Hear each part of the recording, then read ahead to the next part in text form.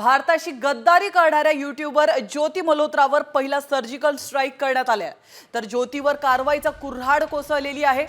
हरियाणाची YouTuber ज्योती मल्होत्राच्या मुसक्या आवळण्यात आल्या असून ती आता 5 दिवसांच्या पोलीस कोठडीमध्ये असणार आहे। आता ज्योती मल्होत्राचं इंस्टाग्राम अकाउंट देखील बंद करण्यात आलं आहे। ज्योतीच्या अकाउंटला भेट दिल्यास माफ करा हे पेज उपलब्ध नाही असं दिसतंय। ज्योतीचे इंस्टाग्रामवर 1.31 लाख फॉलोअर्स आहेत।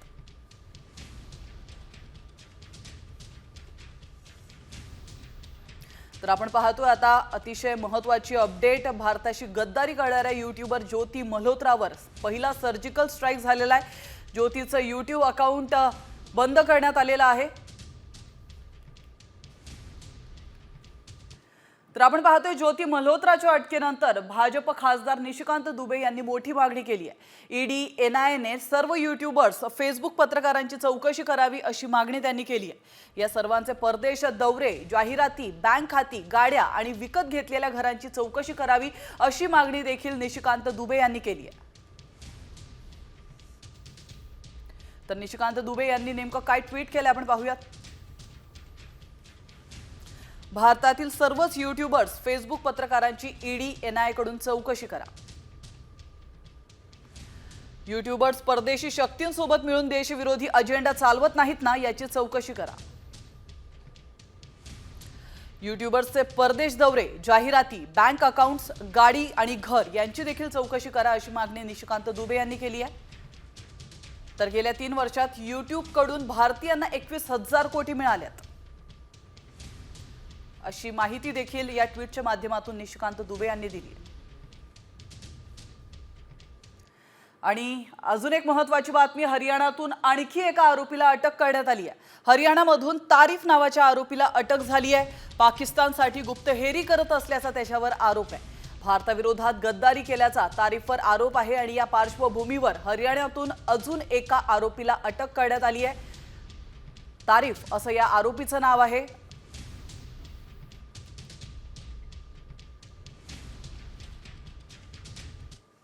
तर ट्रॅव्हल यूट्यूबर ज्योती मल्होत्रावर पाकिस्तानसाठी हेरगिरी केल्याचा आरोप झाल्यानंतर आणखी एका डॉक्टर आणि ट्रॅव्हल ब्लॉगरचं नाव समोर आलंय। नवांकुर चौधरी असं या ब्लॉगरचं नाव आहे। हा ब्लॉगर ज्योतीसह भारताची गुप्तचर माहिती ISIला पुरवत असल्याचा आरोप आहे। नवांकुर चौधरी ट्रॅव्हल ब्लॉगर सोशल मीडियावर यात्री डॉक्टर या नावाने प्रसिद्ध आहे। दरम्यान नवांकुरनं त्याच्यावरील सर्व आरोप फेटाळून लावलेत।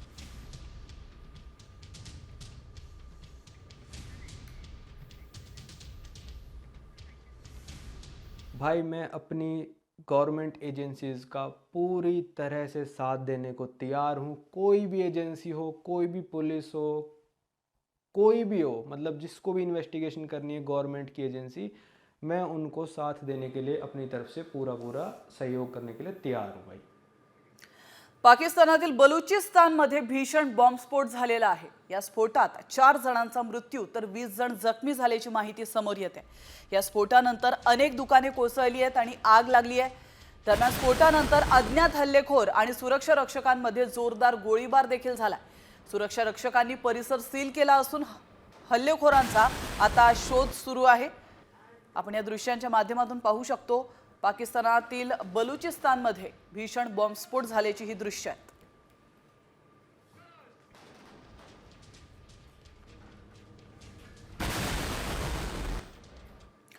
तर पाकिस्तान म्हणजे आतंकिस्तान असल्याचा नवा पुरावा समोर आलेला आहे। लष्कर-ए-तोयबाचा कमांडर सैफुल्लाचा पाकिस्तानामध्ये खात्मा करण्यात आलाय। भारतातल्या 3 मोठ्या दहशतवादी हल्ल्यांचा सैफुल्ला हा सूत्रधार होता। मात्र सैफुल्लाचं पार्थिव पाकिस्तानी ध्वजात गुंडाळण्यात आलंय। सैफुल्ला खालिदच्या अंत्यसंस्काराला अनेक लष्कर दहशतवादी देखील उपस्थित असल्याचं या दृश्यांच्या माध्यमातून पाहायला मिळत आहे। तर लष्कराच्या दहशतवाद्यांनी एक करून नमाजे जनाजा देखील या ठिकाणी अदा केलाय।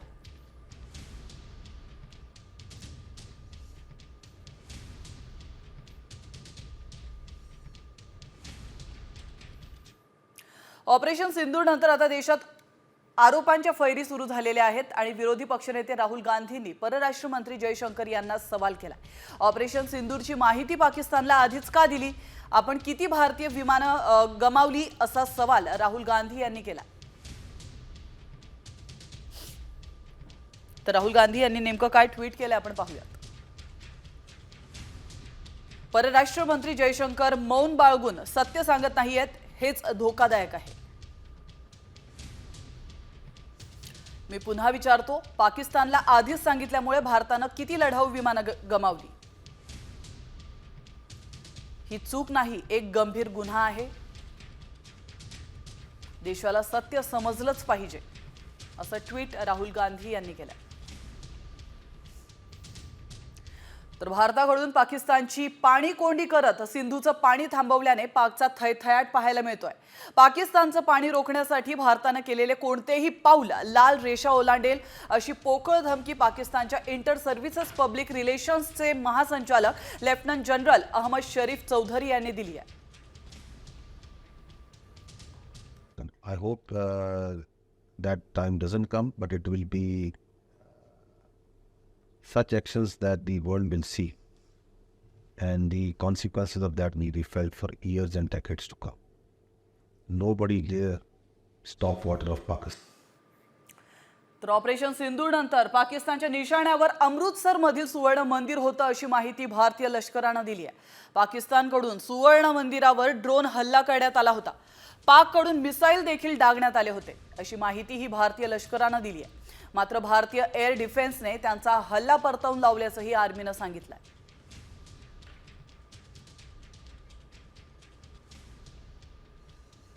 पाक किसी भी उचित और वैध टारगेट के ना होने के कारण भारतीय सैन्य ठिकानों को और सिविल इलाकों को, खास तौर पर धार्मिक स्थलों को निशाना बनाएगा. इसमें अमृतसर में स्थित गोल्डन टेम्पल सबसे अहम था. हमें अतिरिक्त जानकारी ये भी मिली कि गोल्डन टेम्पल के ऊपर वो भारी तादाद में ड्रोन और मिसाइल से हमला करेगा. भारतीय सेना के आर्मी एयर डिफेंस के सतर्क और सशक्त योद्धाओं ने पाकिस्तान के नापाक इरादों को पूरी तरीके से ध्वस्त करते हुए ड्रोन और मिसाइल हमले को पूरी तरह से विफल कर दिया. आणि आता आपण पाहणार आहोत इतरही काही महत्त्वाच्या बातम्या. बातमी आहे नाशिकमधून. अवकाळी पावसामुळे 12 दिवसानंतर 5,500 हेक्टरवर पिकांचं नुकसान झालंय. जिल्ह्यात अजूनही दररोज अवकाळी पाऊस बरसतोय, त्यामुळे नुकसानीचा आकडा हा वाढू शकतो. सर्वाधिक फटका हा कांदा, भाजीपाला, आंबा पिकाला बसल्याचं समोर येत आहे. द्राक्षांचं देखील मोठ्या प्रमाणात नुकसान झाल्याचं आपण पाहू शकतो.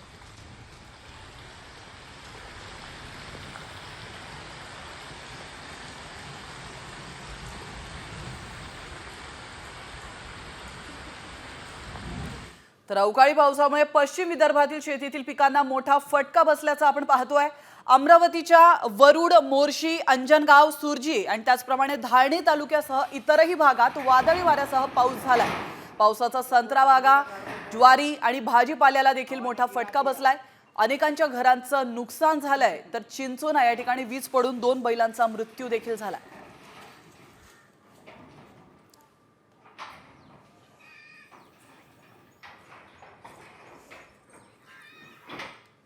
आणि आता घेऊयात बातम्यांचा वेगवान आढावा. नैऋत्य मान्सून वाऱ्यानं संपूर्ण अंदमान व्यापलेला आहे. मौसमी वारे अरबी समुद्रातून बंगालच्या उपसागरात दाखल झाले. हवामान विभागानुसार मान्सून 1 जूनला केरळमध्ये दाखल होणार आहे. 5 जूनच्या सुमारास पाऊस गोवा आणि तळ कोकणमध्ये एंट्री करू शकतो. तर 10 जून पर्यंत मान्सून संपूर्ण महाराष्ट्र व्यापणार असल्याचा अंदाज हवामान विभागानं वर्तवला. आज पुण्यासह कोल्हापूर, साताऱ्याला ऑरेंज अलर्ट देण्यात आलाय. विजांच्या कडकडाटासह पाऊस पडण्याची शक्यता आहे. नाशिक, जळगाव, नगरमध्ये देखील पावसाचा अंदाज वर्तवण्यात आलाय. तर मुंबईसह ठाणे, पालघरमध्ये देखील पावसाचा अलर्ट देण्यात आलाय.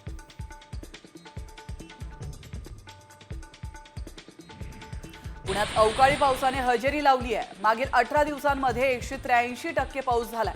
त्यामुळे 2 महिने उकाड्याने त्रस्त झालेल्या नागरिकांना काहीसा दिलासा मिळाला. पुढील 2 दिवस मध्यम स्वरूपाच्या पावसाचा अंदाज हवामान विभागानं वर्तवला आहे.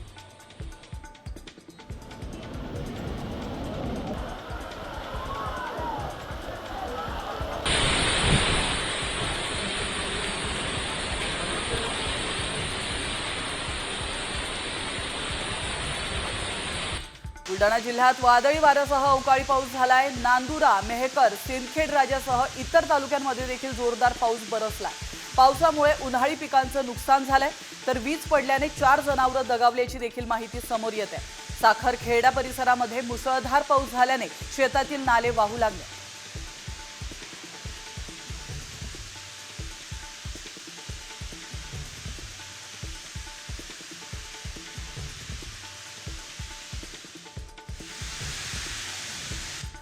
तर इकडे संभाजीनगरमध्ये देखील रविवारी सायंकाळी अवकाळी पावसाने दाणादाण उडवली आहे. दरम्यान वीज कोसळून 3 जण ठार झालेत, 11 जनावरे दगावली आहेत, तर उन्हाळी पिकांचं देखील मोठ्या प्रमाणात नुकसान झालंय.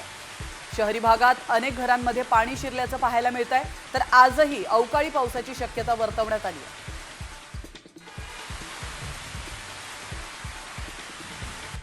हिंगोली जिल्ह्यात अवकाळी पावसाचा कहर पाहायला मिळालाय. वीज कोसळल्याने शेतकरी महिलेचा मृत्यू झाला, तर अनेक भागात वीज वितरण विभागाचे पोल तारांसह जमिनीवर कोसळल्यात. यामुळे वीज वितरण विभागाचे लाखो रुपयांचं नुकसान झालंय, तर विद्युत पुरवठा देखील विस्कळीत झालाय. कारंजा तालुक्यामध्ये वादळी वाऱ्यासह पाऊस बरसलाय. त्यामुळे ब्राह्मणवाडा, खैरवाडा या गावांमधील अनेक रहिवाशांच्या घरावरील आणि गोठ्यावरील 3 पत्रे उडाली आहेत. यामुळे अनेक रहिवासी बेघर झालेत. यामध्ये एक 5 वर्षीय मुलगी गंभीर जखमी झाल्याची माहिती मिळते, तर अनेक पिकांचं नुकसान झालंय.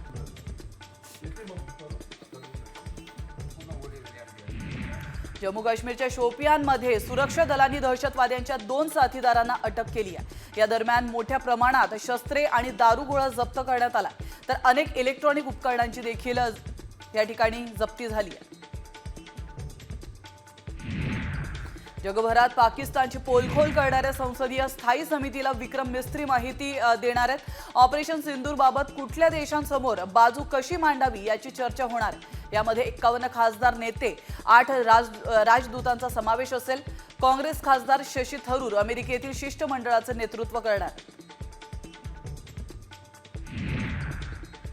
भारताचे परराष्ट्र मंत्री एस जयशंकर आजपासून 3 देशांच्या परदेश दौऱ्यावर आहेत. नेदरलँड, जर्मनी आणि डेन्मार्क या 3 देशांच्या 6 दिवसांच्या दौऱ्यावर ते असणार आहेत. पाकिस्तानकडून दहशतवादाला कसं पाठबळ दिलं जातं हे या देशांना सांगणार आहेत. भारत पाकिस्तान तणावानंतर एस जयशंकर यांचा हा पहिलाच परदेश दौरा असणार आहे.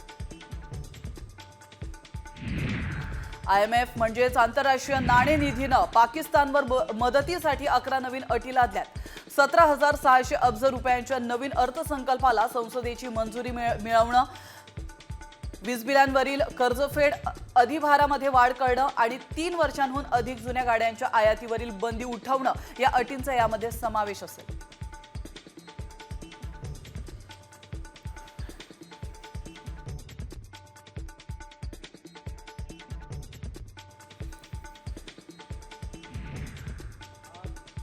धाराशिवच्या भूज तालुक्यामध्ये ग्रामस्थ आक्रमक झालेत. बार्शी पाथरूड या रस्त्यासाठी खड्ड्यामध्ये गाडून त्यांनी घेत आंदोलन केलंय. स्वतःला कमरेपर्यंत मातीमध्ये गाडून घेत आंदोलन चालू केलंय. सांगितलं होतं, पण 19 मे पर्यंत काही त्यांनी कुठलंही काम केलेलं नाही. नांदेडच्या उमरी तालुक्यामध्ये पाणी टंचाईमुळे वैतागलेल्या ग्रामस्थांनी आत्महत्येचा प्रयत्न केला. जीव धोक्यात घालून विहिरीमध्ये उतरून गावकरी पाणी काढतायत. एका ग्रामस्थाने ग्रामपंचायत कार्यालयासमोर गळफास घेण्याचा प्रयत्न केल्याचा व्हिडिओ देखील व्हायरल झाला.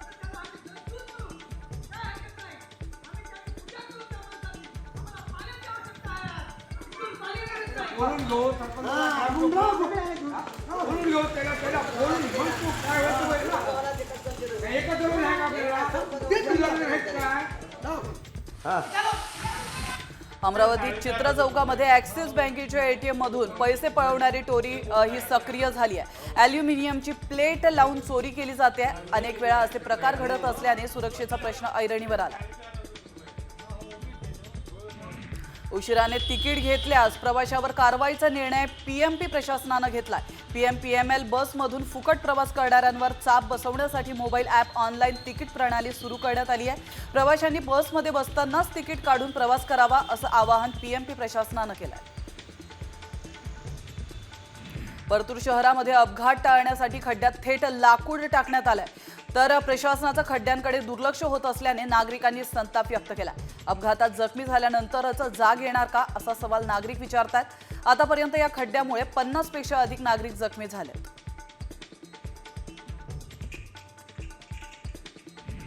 अमरावतीतील शेतकऱ्यांकडे तब्बल 1,500 कोटींचं कर्ज थकीत आहे. जिल्ह्यातील 1,29,447 शेतकऱ्यांनी राष्ट्रीयकृत बँकांकडून गेल्या वर्षी घेतलेल्या कर्जाचा भरणा केलेला नाहीये. परिणामी जिल्ह्यातील लाखो शेतकऱ्यांना खरीप हंगामामध्ये बँकेकडून कर्ज मिळणार नाही. धाराशिवमध्ये शाळा सुरू होण्यास 1 महिना असताना देखील शिक्षण विभागाकडून शाळेच्या पहिल्याच दिवशी विद्यार्थ्यांना पुस्तके देण्यासाठी नियोजन सुरू केलंय. तालुका स्तरावर पुस्तकांच्या पुरवठ्याचं काम सुरू करण्यात आलंय. शाळेच्या पहिल्याच दिवशी 1ली ते 8वीतील 1,68,000 विद्यार्थ्यांना पुस्तके मिळणार आहेत. माळशिरस या ठिकाणी बैलगाडा शर्यतीचा थरार पाहायला मिळाला. स्वाभिमानी शेतकरी संघटनेकडून बैलगाडा शर्यतीचं हे आयोजन करण्यात आलं होतं. लाखो रुपयांची यावेळी बक्षिसं देखील देण्यात आली. चिमण्या, पाखऱ्या, सर्जा राजा अशा नामवंत बैलगाड्यांची शर्यत पाहण्यासाठी परिसरातील शौकीनांनी मोठी गर्दी केली होती. परंतु मधल्या रणाच्या तक्रारी सुंदर असे गाडी ठिकाणी आदिनाथ देवकारींचं सहर्ष स्वागत आहे. पालकांनो, तुमचं तुमच्या मुलांकडे लक्ष आहे का? आम्ही असा प्रश्न विचारतोय कारण बंद कारमध्ये गुदमरून 4 मुलांचा मृत्यू झालेला आहे. अतिशय धक्कादायक बातमी आपण पाहतोय. 10 वर्षांखालील ही 4 मुलं खेळत असताना पार्क केलेल्या कारमध्ये जाऊन बसलेत आणि त्यानंतर कारचे दरवाजे बंद झाल्यामुळे त्यात ते आत अडकले आणि त्यांचा गुदमरून मृत्यू झाला. आंध्र प्रदेशातील विजयनगरमध्ये ही घटना घडली आहे. संपूर्ण परिसरात या घटनेनंतर हळहळ व्यक्त केली जाते. त्यामुळे साम टीव्ही कडून देखील सर्व पालकांना विनंती आहे की आपली मुलं नेमकी कुठे खेळतायत या संदर्भात त्यांना माहितगिरी असली पाहिजे.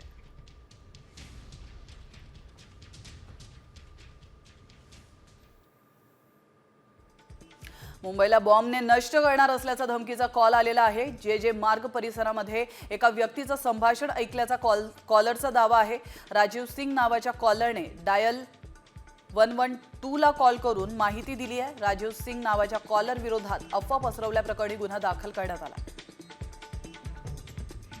भारतीय शौर्य दलाच्या पराक्रमाचा नवा व्हिडिओ आता सोशल मीडियावर व्हायरल होतोय. पहलगाम दहशतवादी हल्ल्यानंतर भारताने ऑपरेशन सिंदूर राबवलंय. त्यात पाकिस्तानमधील दहशतवाद्यांची 9 तळं उद्ध्वस्त केली आहेत. यानंतर पाकिस्तानने पुन्हा काही धाडस केलं तर भारत चौफेर हल्ला करण्याच्या तयारीत आहे.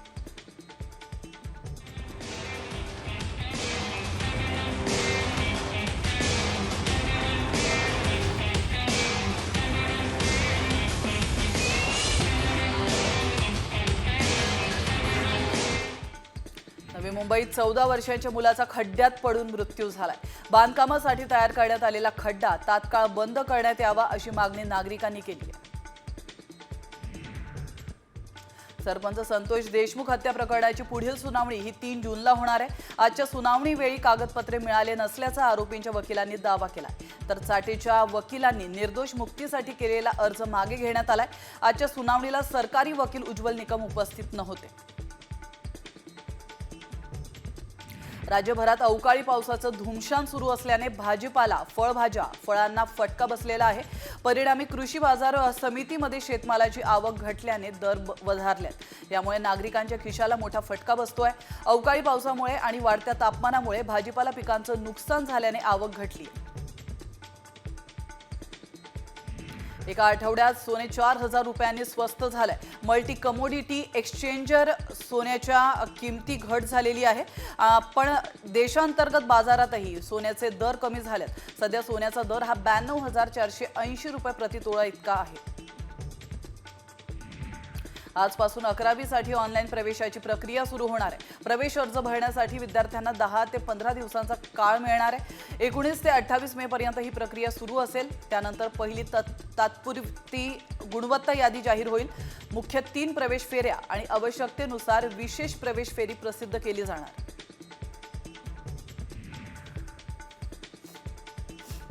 गुगल क्रोममध्ये काही त्रुटी आढळलेल्या आहेत आणि ज्याचा फायदा घेऊन स्कॅमर तुमचा कम्प्युटर हॅक देखील करू शकतात.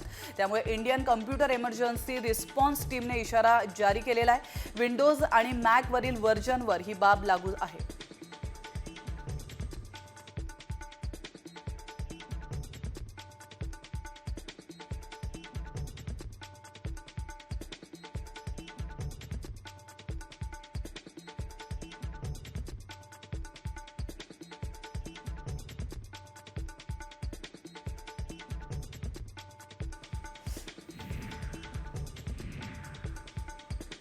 म्हाडाची घरं आता भाडे तत्वावरही मिळणार आहेत. मुंबईमध्ये जास्तीत जास्त भाड्याची घरं उपलब्ध व्हावीत म्हणून यापुढे म्हाडाकडून हा निर्णय घेण्यात आला. त्यासाठी म्हाडा आपल्या इमारतींमधील काही घरं भाड्यानं देण्यासाठी राखीव ठेवणार आहे. त्यामुळे शिक्षण, वैद्यकीय उपचार, नोकरीसाठी मुंबईसह परिसरामध्ये येणाऱ्यांना मोठा दिलासा मिळणार आहे. आणि आता एक महत्त्वाची राजकीय बातमी आहे. अजित पवारांचा दौरा असल्यामुळे रुग्णालयाच्या नातेवाईकांची गैरसोय होत असल्याचा प्रकार समोर आलेला आहे. या क्षणाची महत्त्वाची बातमी आपण पाहतोय. अजित पवारांच्या दौऱ्यादरम्यान अंबाजोगाई येथील स्वामी रामानंद तीर्थ ग्रामीण रुग्णालयात रुग्णाच्या नातेवाईकांना आता प्रवेश दिला नाही आहे. शिवराज दिवटेची भेट घेण्यासाठी अजित पवारांचा दौरा आहे आणि याच पार्श्वभूमीवर रुग्णांच्या नातेवाईकांना सकाळपासून बाहेर थांबवल्याचा आरोप रुग्णांच्या नातेवाईकांनी केला. तर अतिशय धक्कादायक बातमी आपण पाहतोय. मारहाणीमध्ये जखमी झालेल्या दिवटेची भेट घेण्यासाठी आज अजित पवार या दवाखान्यामध्ये जात आहेत. त्यामुळे इतर रुग्णांच्या नातेवाईकांना मात्र बाहेर ताटकळत उभं ठेवण्यात आलंय. माझा मुलगा आहे, ट्रकने ठोकलेला आहे, तिथे मुलगा आहे, त्याला त्याच्यापाशी कोण आहे आता? कोणच नाही तिथे, एक बी माणूस नाही थांबवलं तिथे. सगळे बाहेर काढले. ते काय सांगायला? हे सांगते तिथं कोणीच थांबू नका, तुमचं तुम्ही बाहेर जाऊन थांबा म्हणते.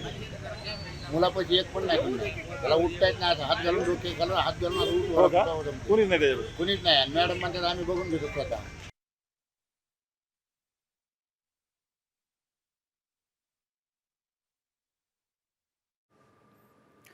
कोस्टल रोड टप्पा 2च्या खर्चामध्ये वाढ झाली असून सल्लागार कंपनीला देण्यात येणाऱ्या रकमेमध्ये दिवसाला 7 कोटी रुपयांची वाढ करण्यात आली आहे. विविध आंदोलने आणि व्हीआयपी कार्यक्रमांमुळे कामाला विलंब झाल्याने हा निर्णय घेण्यात आला. यंदाच्या अर्थसंकल्पात या कामासाठी एकूण 1507.24 कोटी रुपयांची तरतूद करण्यात आली आहे. उपमुख्यमंत्री आणि बीडचे पालकमंत्री अजित पवार आज जिल्ह्याच्या दौऱ्यावर आहेत. शिवराज दिवटे मारहाण प्रकरणासंदर्भात आज दादा काय बोलणार याकडे लक्ष असणार आहे. ज्योतिर्लिंग स्थान असलेल्या वैद्यनाथ तीर्थक्षेत्र विकास आराखडा, त्याचप्रमाणे परळी औद्योगिक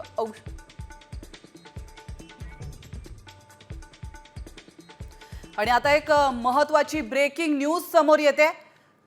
कर्नल सोफिया कुरेशींवर वादग्रस्त टिप्पणी करण्यात आली आहे. वादग्रस्त टिप्पणीबाबत SIT स्थापन करा अशी मागणी करण्यात आली आहे. विजय शहांनी विधान केलं होतं आणि त्यानंतर आता महत्त्वाचा निर्णय घेण्यात आलाय. 3 वरिष्ठ IP अधिकारी ही चौकशी करणार आहेत. आपण पाहिलं काही दिवसांपूर्वीच कर्नल सोफिया कुरेशी यांच्यावर भाजपच्या एका नेत्याने वादग्रस्त विधान केलं होतं आणि वादग्रस्त या टिप्पणीबाबत आता SIT स्थापन करण्यात आली आहे.